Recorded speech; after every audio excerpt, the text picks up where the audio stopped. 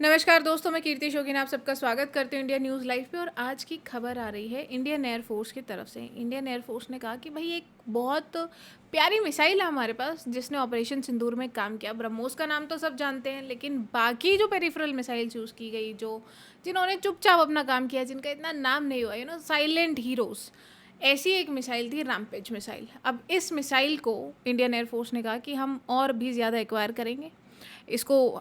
Obvious सी बात है, अगर एक्वायर की बात आ रही है, एक्विजिशन की बात आ रही है, तो किसी और कंट्री से इसको इंपोर्ट किया गया है। अब ये सब चीज़ें भाई रैम्पेज मिसाइल ने क्या किया, क्या क्या इसकी कैपेबिलिटीज़ हैं, कौन सी कंट्री से इसको इंपोर्ट किया जा रहा है और अभी क्यों, वाई नाउ, ये सब चीज़ें हम आज की वीडियो में डिस्कस करेंगे। अगर आपको आज की वीडियो पसंद आए तो लाइक शेयर सब्सक्राइब करना ना भूलें। देखिए, Indian air force bolsters long range strike capabilities with expanded rampage missile acquisition. Expanded का मतलब है कि हमने पहले से ये मिसाइल्स खरीदी हुई हैं और अब हम उनका एक्विजिशन और भी बढ़ा रहे हैं। जैसे कि हमने देखा भाई फिलीपींस एक सेकेंड स्टॉक मांगने आया था ब्रह्मोस का, ऐसे ही हम एक्सपैंडेड एक्विजिशन कर रहे हैं रैम्पेज मिसाइल का। दूसरा, आपने देखा कि ये मिसाइल क्या है, लॉन्ग रेंज मिसाइल है। और पोस्ट ऑपरेशन सिंदूर जब हमने एनालिसिस किया तब हमें पता चला कि भाई ऐसी मिसाइल्स, मतलब ब्रह्मोस ने तो अपना अच्छा काम किया ही है, ब्रह्मोस को तो अब पूरी दुनिया जानती है, बट उसके अलावा भी बहुत सारे support weapons as a support system काम कर रहे थे और उन्होंने भी बहुत अच्छा काम किया है। So we as Indians and we as military forces need to understand कि भाई कौन सी चीज़ कितनी मात्रा में भारत के पास होनी चाहिए, just in case there are another conflicts in near future. The Indian Air Force is poised to significantly increase its procurement of the Rampage air to surface missile, यानी हवा से छोड़ी जाएगी, धरती पे काम करेगी। यानी भाई अब आपके बेसिस भी नहीं बच रहे हैं, आपके टेरर कैंप्स भी नहीं बच रहे हैं। हो सकता है आने वाले समय में, अगर आप अपनी हरकतों से बाज नहीं आएंगे, तो हो सकता है आने वाले समय में कहीं और भी अटैक किया जा सके। जो अभी इतना नूर खान जो थोड़ा बहुत बच गया, किराना हिल्स जो थोड़े बहुत बच गए, मे बी नेक्स्ट टाइम वो भी नहीं हो पाएगा। Rampage air to surface missile from Israel following the proven effectiveness during Operation Sindoor in May 2025. इसके बाद इन्होंने कहा designed as the high speed low drag mass mark 2 in Indian service, the Rampage has been integrated. It has been integrated यानी अब हम इसको use भी कर रहे हैं अलग अलग जेट्स में। कहाँ देखिए, in frontline aircraft including the Sukhoi 30 Mark 1 Jaguar and even MiG-20।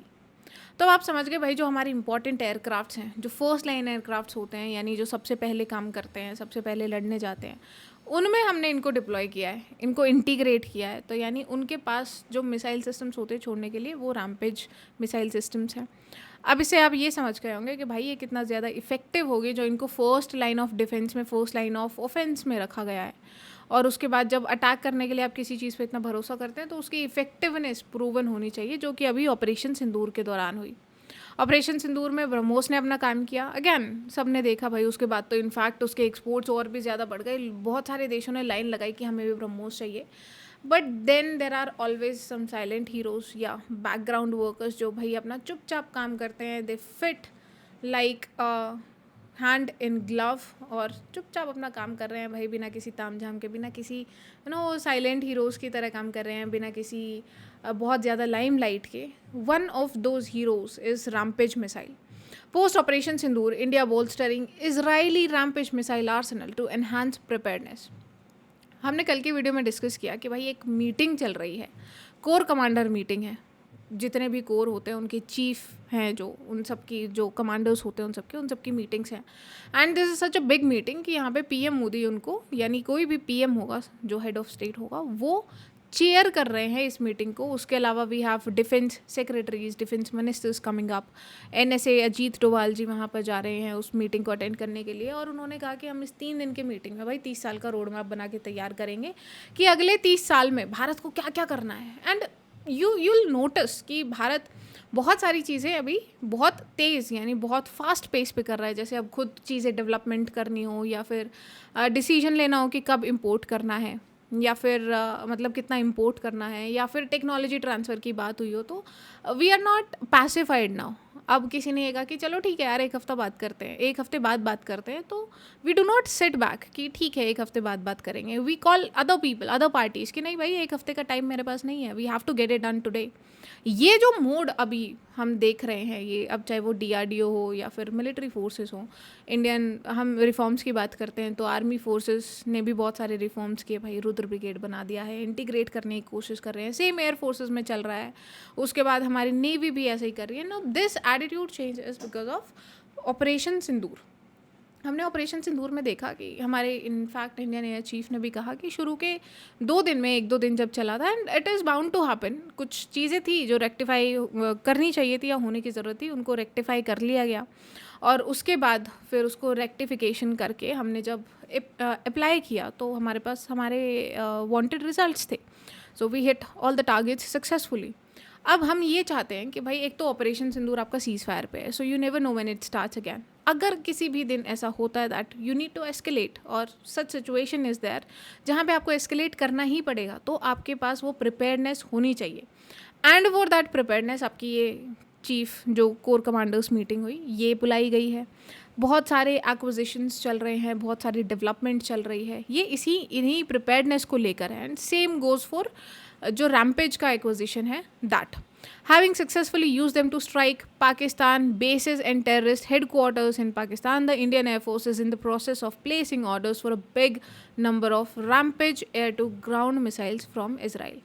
अब इसराइल के साथ तो भाई भारत की दोस्ती पहले से ही बहुत अच्छी रही है. हम बहुत सारे defence equipments, defence products Israel से इंपोर्ट करते रहे हैं. एंड अनलाइक चाइना, भाई इसराइल के प्रोडक्ट्स बहुत अच्छे चलते हैं. चाइना तो ऐसे झूठ बोल देते हैं, वो लेज़र उन्होंने एक सऊदी अरब को दी, वो फायर करने लगे, उनके रेगिस्तान में वो मिस फायर कर गया है. तो this is not what happens with Israeli weapons. That is Y Bharat ने इम्पोर्ट करने का सोचा from Israel. The Rampage was developed jointly by Israel Aerospace Industries and Military Industries. Now, it actually began in early 2010s. किसके बाद, जब Israel's Air Force identified the need for a long-range, cost-effective strike weapon. अब ये इसलिए भी ज़रूरी हो जाता है कि ऑफिशियली इसको 2018 में अनवील किया गया, यानी 8 साल का टाइम लगा इसको भाई बनाकर पूरी तरीके से तैयार करने में. And when something takes time तो the product is always better. और देखा जाए तो रैम्पेज इसीलिए भी बहुत ज़्यादा न्यूज़ में है और इसीलिए भी बहुत ज़्यादा वांट लिस्ट में है क्योंकि ये बहुत कॉस्ट इफेक्टिव है ना. इसके आगे फीचर्स हम अभी डिस्कस करेंगे. It was designed to penetrate sophisticated air defence networks, यानी भाई आपके जो भी एयर डिफेंस नेटवर्क्स लगे होंगे, जैसे भारत के पास आकाश है, S-400 है, उन सबको पार करके ये देखिए Russian S-300, S-400 already mentioned, इनको भी पार करके ये मिसाइल अपना काम करेगी. मतलब आपने एक बार इस मिसाइल को लॉन्च किया है तो ये डिलीवर करके ही छोड़ेगी, which are increasingly deployed in Middle East. फिर unlike expensive cruise missile, rampage is based on the extra artillery rocket system which is extended range artillery. Modify किया गया है इसको एयर लॉन्च के लिए. अब एयर लॉन्च होगा तो यानी इसकी ग्रेटर रेंज होगी. आप इसको कहीं से भी, एक तो सरफेस टू एयर होता है, उसकी रेंज कम होती है बैलिस्टिक और क्रूज मिसाइल्स की, क्योंकि वो पर्टिकुलर ट्रैजेक्टरी फॉलो करेंगी जो बैलिस्टिक्स मिसाइल्स होंगी. और क्रूज़ के लिए भी उनका एक पर्टिकुलर पाथ ही होता है जो नेविगेट आप कर सकते हैं, मैन्यूवरेबिलिटी होती है उसमें, बट स्टिल वो रेंज बहुत लिमिटेड रहती है. But when you have a missile which is air launched, तो आप उसको कहीं पे भी जाकर छोड़ सकते हैं. तो आपको बस अपना एयरक्राफ्ट वहाँ पर लेके जाना है उस रेंज में. और प्लस एयर लॉन्च है तो इस वजह से इसकी रेंज भी बहुत बढ़ जाती है. स्पेसिफिकेशंस की बात करें तो air to surface we have already discussed. Length करीबन 5 मीटर के आसपास है, 550 किलोग्राम के आसपास इसका वेट है. वॉर हेड की बात की जाए तो 150 किलोग्राम तक वॉर हेड लगा सकते हैं. वॉर हेड का मतलब है कि कोई भी आपके पास मिसाइल्स या जो भी आपके पास ऑफेंसिव कैपेबिलिटीज़ होगी उनके लिए, यानी 150 किलो तक की मिसाइल्स अगर आम भाषा में समझे तो इसमें आप इंटीग्रेट कर सकते हैं. रेंज की बात की जाए तो देखिए 150 से 200 किलोमीटर तक की range, depending on launch altitude कि आप कहाँ, अब जितना ऊपर से आप छोड़ेंगे तो दिस इज़ बेसिक फिजिक्स कि जितना हाइट से, जितना एल्टीट्यूड से आप ये मिसाइल को लॉन्च करेंगे उतना ज़्यादा ये एरिया कवर करेगी. स्पीड की बात की जाए तो supersonic speed from Mach 1.5 to Mach 2. Guidance इसमें GPS लगा है, मिड कोर्स अपडेट्स हैं, and it is highly resistant to jamming. Radars को फेल कर रही है, दैट इज़ वाई ये स्टेल्थ प्रूवन भी है. एक्यूरेसी की बात की जाए तो सर्कुलर एरर प्रोबेबल है, यानी कम से कम 10 मीटर तक या 10 मीटर से भी कम तक की ये आपको स्ट्राइक कैपेबिलिटी और प्रिसीजन देती है. Now rampage is design for, जैसा कि अभी बात कर रहे थे प्रिसीजन स्ट्राइक, अब प्रिसीजन स्ट्राइक में ब्रह्मोस का भी नाम बड़ा आता है और सेम रैम्पेज ने भी काम किया था. It's just that BrahMos was the hero. वो उनका उसने काम बहुत अच्छा किया और नाम कुछ ऐसा ही लिया गया था, प्लस उनकी मार्केटिंग भी उस टाइम पर होनी थी. तो ब्रह्मोस के लिए it was the apt time, but the same work has been done by Rampage as well. Enemy headquarters हों, एम्यूनी डिपोट्स हों, air defence batteries, runways, strategic bunkers, सब कुछ, यानी बंकर बस्टर भी मॉडिफाई करके रैम्पेज को बनाया जा सकता है. ये सब इसकी कैपेबिलिटीज़ हैं. Rampage fills a very specific operational role for Israeli air force. अब इसराइल ने क्यों बनाया, एक तो हमने ये डिस्कस किया कि भाई मिडल ईस्ट में S-300 S-400 बहुत ज़्यादा है, तो उसको ध्यान रख के इन्होंने बनाया कि हमें पेनिट्रेट करना है ऐसे एयर डिफेंस सिस्टम्स को. प्लस उनको प्रीएम्प्टिव स्ट्राइक्स जो पहले से थोड़ा पता होना चाहिए. एक आपको फर्स्ट स्ट्राइक कैपेबिलिटी आपके पास होनी चाहिए without entering hostile air space, यानी अपने ही घर से छोड़ो, जैसा कि अभी भारत ने भी करके दिखाया था और ड्रोन वॉरफेयर में भी जो चल रहा है. अब जो हमने ULPGM बनाई वो भी इसी को ध्यान रखते हुए बनाई है कि भाई एक ऐसी मिसाइल होनी चाहिए कि आप किसी भी UAV में लगा दो, जाके वो अपना काम करे. इनफैक्ट उसके लिए आपको अपनी एयर स्पेस भी ना छोड़नी पड़े. न्यूट्रलाइज करना है रडार साइट्स को, SM बैटरीज को, that we have already discuss. अब डिप्लॉयमेंट हमने देखा था कि भारत में कहाँ हो रहा है इसका डिप्लॉयमेंट. सुखोई में हो रहा है, MiG-20 में हो रहा है. ऐसे ही यहाँ पे जो बाकी के जो भी फाइटर जेट्स हैं उनमें किस किस में होता है, F-16, F-35 में भी हो रहा है, F-15 ईगल्स में भी हो रहा है. यानी जो टॉप नॉच एयरक्राफ्ट फाइटर्स हैं जिनको कहा जाता है कि भाई बहुत अच्छे हैं, अब F-13 में हो रहा है, तो आई एम श्योर कि अगर चाइना में आप लेके जाएंगे तो J-16 में भी इसको आप इंटीग्रेट कर सकते हैं. तो जो भी जितने भी आपके फर्स्ट लाइन फाइटर एयरक्राफ्ट हैं उन सब में आप इसको डिप्लॉय कर सकते हैं, इंटीग्रेट कर सकते हैं. एक्सपोर्ट की बात की जाए तो 2022 में इंडिया ने कहा था कि हमें रैम्पेज मिसाइल चाहिए, फिर हमने इसको सुखोई 30 में लगा दिया, मिराज में भी लगाया to counter threats from Pakistan and China very obviously. UK ने भी इसको इवेल्युएट करने की कोशिश की for their Typhoon jets. Again देखिए टाइफून जेट्स में कर रहे हैं. तो जो भी आपके मतलब जिस भी कंट्री के पास जो फर्स्ट एयर स्ट्राइक कैपेबिलिटीज चाहते हैं और जो फर्स्ट एयर स्ट्राइक की कैपेबिलिटी रखते हैं ऐसे फाइटर जेट्स हैं, उन सब में इनको इंटीग्रेट किया जाएगा. देखिए कहाँ कहाँ इस मिसाइल को बनाकर, अब सुखोई से लेकर F-35 से लेकर J-16 तक इट इज़ इंटीग्रेटेबल. आप उसको इंटीग्रेट कर सकते हैं और लॉन्च कर सकते हैं. कंपैरिजन किया जाए इसका बाकी सिस्टम से तो देखिए एक हमारे पास स्कैल्प सिस्टम है, ये भारत के पास भी है, भारत ने भी लिया हुआ है, UK और फ्रांस का मिलकर एक स्टॉर्म शैडो है. इसकी रेंज 550 किलोमीटर तक की है. तो यानी हमारे पास जो रैम्पेज मिसाइल है उसकी रेंज थोड़ी कम पड़ती है. इसकी speed is subsonic but it is very very expensive. अब इसमें फ़ायदा रैम्पेज के साथ क्या आता है कि रैम्पेज चीपर है, लेकिन जैसा कि हमने डिस्कस किया शॉर्ट रेंज है. ये हमारी स्कैल्प मिसाइल्स देखिए, एक रशियन KH-59 Mark II है. अब Mark II से ही आप समझ गए होंगे कि इसकी सबसोनिक स्पीड होगी. रशिया ने ये इसको यूक्रेन में यूज़ किया था. रेंज अगैन इसकी भी काफ़ी अच्छी है 285 किलोमीटर, लेकिन हमारे पास कहाँ तक की थी 250-200 किलोमीटर तक की रैम्पेज की रेंज थी. यानी रशियन मिसाइल से थोड़ी सी पीछे है बस, not much, can be achieved very well. Indian BrahMos. अब देखिए ब्रह्मोस क्यों इतना फेमस हुआ, क्योंकि ब्रह्मोस की जो रेंज है भाई साहब 450 से 600 kilometre. And we have already discussed कि दिस इज़ व्हाट ऑफिशियली ये बताया गया है कि 400 से 450 से 500 किलोमीटर तक की है, बट ये 800 से 1000 किलोमीटर तक की जा सकती है.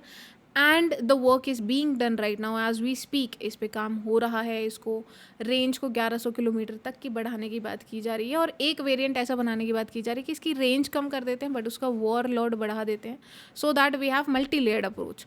अब इसकी स्पीड भी देखिए, सुपरसोनिक स्पीड है भाई, Mach 2.8 से 3.0. लेकिन रैम्पेज की क्या है, रैम्पेज की स्पीड कम है, लाइटर है ये, लेकिन इसको easy to carry in larger numbers. अब क्योंकि लाइटर है तो आप जैसा कि हमने बात की थी ना, ब्रह्मोस का एक वेरिएंट बनाने की कोशिश कर रहे हैं कि भाई आप उसका वॉर लोड, इसका वॉर हेड बढ़ा सकते हैं, लोडिंग बढ़ा सकते हैं अगर उसकी रेंज कम कर दी जाए. ऐसा काम ऑलरेडी रैम्पेज में किया गया है कि उसकी रेंज कम की गई, उसका वॉर लोड बढ़ाया गया. लेकिन ब्रह्मोस में हमने रेंज पे ध्यान दिया कि हमें रेंज ज़्यादा चाहिए, वॉर हेड उसका कम रखा गया है. That is the only difference. भाई प्रिसीजन दोनों का बहुत अच्छा है. अब ये रशियन की हमने बात की थी कि रशियन जो KH Mark II वाली मिसाइल है, इसको तो हम ऑलरेडी रैम्पेज के साथ we can achieve this range very well and very easily. तो रैम्पेज ऑल एंड ऑल बात की जाए तो एक आपको अफोर्डेबल, प्रिसाइज और survivable stand off strike capability देता है, फर्स्ट स्ट्राइक कैपेबिलिटी देता है. And that is the only reason कि इंडियन एयरफोर्स ने कहा कि भाई हमने रैम्पेज को ट्राई किया था ऑपरेशन सिंदूर में. एक तो वन ऑफ द रीजन्स कि BrahMos got the limelight was because BrahMos is indigenous, plus उसकी रेंज बहुत अच्छी है, प्रिसीजन इतना अच्छा रहा। लेकिन कहने का तात्पर्य ये है भाई, समराइज़ किया जाए तो ये कि ब्रह्मोस तो है ही है, लेकिन रैम्पेज भी कम नहीं थी। और इसी के चलते, क्योंकि उसने काम अच्छा किया, अब आप उसको पब्लिसिटी इतनी दे या ना दे, क्योंकि ओरिजिन इसका बाहर से है and will have to import, तो ये भारत को कॉस्ट तो करेगी बट इट इज़ चीपर, तो इट इज़ मोर अफोर्डेबल कि आप दूसरी अपनी जो मिसाइल्स कहीं और से इंपोर्ट करेंगे, उससे अच्छा रैम्पेज को इंपोर्ट करो and import in a great number. आप ये अफोर्डेबल है, चीपर है, इसको कैरी करना भी आसान है, तो भाई आप सब में इंटीग्रेट कर सकते हैं अपने फाइटर जेट एयरक्राफ्ट्स में। आप इसको फर्स्ट स्ट्राइक कैपेबिलिटी आपको देती है, तो आप इसको बहुत सारे नंबर्स में मंगा लीजिए। उसके बाद in fact think about producing it in Indian land, on Indian land only. और यही बात इंडियन एयरफोर्स भी सोच रहे कि हम बहुत पहले, मतलब हम पहले एक बड़ा अच्छा पैकेट मंगा लेते हैं, then will start manufacturing it. तो आज की वीडियो में इतना ही। अगर आपको आज की वीडियो पसंद आई हो तो लाइक शेयर सब्सक्राइब करना ना भूलें। जय हिंद, जय भारत।